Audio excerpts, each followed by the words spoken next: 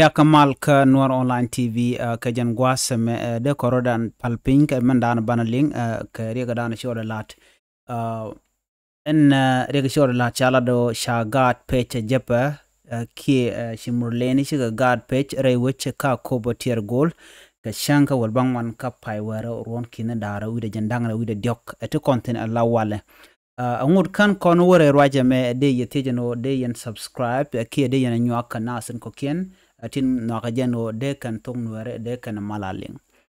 gor kono de roani ki tinlat ka rodien de kon kalin ka gwaza dan shi ka break ja shit ka meshia neno shala do shagat page japa ki murleni rewich ka cover tier goal ka changa wal bangwan ka pai wero ron kina dara wide jandang ro wide dioka jandana banlat ke jan gwasama en wale ka shanga wal bangwan ka pai wero ron kina dara wide jandang ro wide diok shala do shaga dangro tidol nang angwene murleni ka tier goal kwich Ethiopia en kam yerping kana kopo South Sudan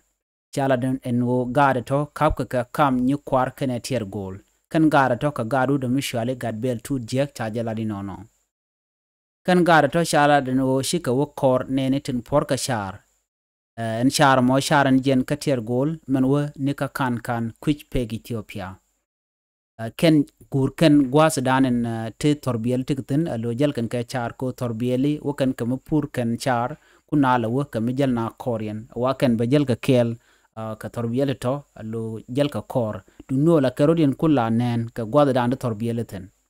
no mo chaje la dino chala de no shu dol to shu shech ala kan chiki chech kwan kan bo kan tuar ge ka dop dan chalat ke je kan ngani murlene shikarodien ta ki shikarodien mo ka gwad mi shikaro tawtin en gwasmo gwada dana wa kamo porko dop nasin kon tin jaga dop ko belwar ko de torbiyel de kan kula jal ka de na chwa jal lor min chikana ngaje no shi dol dot karodian tar boka shu kan dol to shu kap ka shu kan kanang shu dol to kong to golana na wa shu kan murlene shu kan ganen ke ngani jaba shu kan ganen nangan gat en gwat mo shu kan shu ngai ko ne tindit gwad danan wa ko porka ke woike general kont da dop gwad danan job ka gen rotin wa shu kan churin kudien ka shu kan ga jogoto cha dol cha kanang ngani jaba entama nika jan gwasmo chu ngani churin korien chu aka pet ka dupti gol chaja ladino chu adup diala kon jel ka tinre ruop chu aka pet ka jan chu aka dong nen kenyam ka chu aka chu nyur ka ke chu aka chu tojika chu aka ben yan maj chi ka tyak ka gwaz danen chi ngani nuari chi kan rodin no tawten shu dol ru shu bar tede murleni kan dol dang rodin kona sha kep ngani murleni ka shu ngani murleni rodin shu barba ya gara to chaga shu ar tede murleni ke chaga shu nang titka japa gwad dan chicken ka de peyten cha gara to chaga jigan tama kare which and wini ka koba cha kula ladine ne chala da kan ga chaga doch ka termeni chaga yat ka munamaj gwada danen lokano de kan work murleni kel chaga yatin chala de nonom yatkan ka tin chala senkni ke tin ala mun maj dan la to maj wa chikan ga chikan yat ka je ko chi ga chi ka top lokano de ka jen chala don tem ka jen gwasame cha kan nang dulwal cha kan nang dulwal ka akobo antama katin ngwasami moy ka botken moy ka wal ko de botken de ka go en name togan wale rewich ka ko beter gol ajan gwada dan cha ga nangtin kichi jabba ki morle chikan ga chikan ga nangtin men de kula lat ke jan gwasame ka jan konin de paiwati chala do shamal shajalat ko shimurle ni chikan de longot kami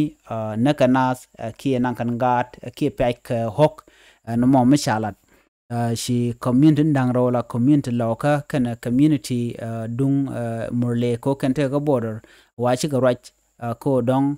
shikan na mo shikan de lat ko kan wore labna shap mun ga shem jiak yo bu ko le jen bu kan ko lo ko murle ni bu kan ong murle bu kan ko lo kan ken yam murle la de jegla kala do yo mu kwalo wa ka te ka dob danen let kan to ka je cha ka bulu cha gwa chu men kwar jaba ba shikan tok chikan lat ka kana za konen de ne ken de kan control ke de kan kapchong kan naga danen na kan na skin la kan nan nuare shi nuare karu de na kan kamo na kan kamani jang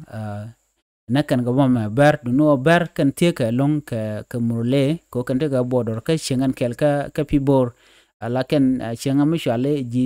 GPAA an gwas mi jan ala greater pibor administrative area ajan gwad dan tikatin kan ne to lo tie ka lo ka jishen kel a kob du no nana longa ke kan na jenen tonga mi ne ka be bor ke pibor be ka bene ka kobo bika ray jongle mo ke liu bika na dakka bika no ba chumani apna ala great apna la kana gorwa bika na dak bone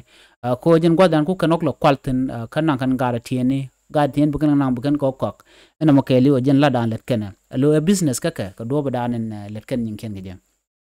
ena me ke liu ngade belo e kuma South Sudan ko kuma South Sudan salpa ke me yadid me sha jogono jineto ngumi shika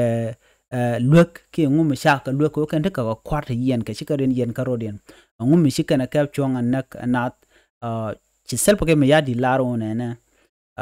ngum shi anyin ka kam long yen korean ka rone dan me shi lo nuer shi kan ono de ko nyin ke japa shwa doctor ma chaten chwa ja jakob lo be jo kap chong